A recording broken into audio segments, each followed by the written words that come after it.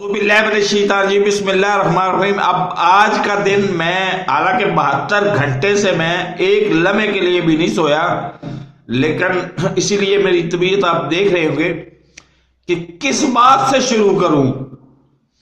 एक तरफ एक मुल्ला मस्जिद में बच्चे से ज्यादती की कोशिश करते हुए पकड़ा गया है और दूसरी तरफ तहरीकी अदम एतमाद में अपोजिशन को मुंह की खानी पड़ी है।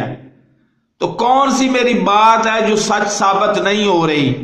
तो मेरे इस चैनल को सब्सक्राइब करें और साथ लगे बेल आइकन को दबा के नोटिफिकेशन को ऑन कर दें। मदरसे के मौलवी की तफसील जाननी है तो इंजीनियर मोहम्मद अली मिर्जा साहब के पास चले जाएं, उन्होंने ठेका लिया हुआ है और बिल्कुल ठीक उन मस्जिद की मदरसे के जिसमें ज्यादती हुई है उसकी मस्जिद का नाम जरा ज़हन में रखें। और 2 नंबर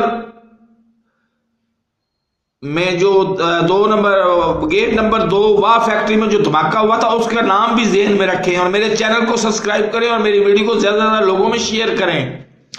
अल्लाह हाफिज।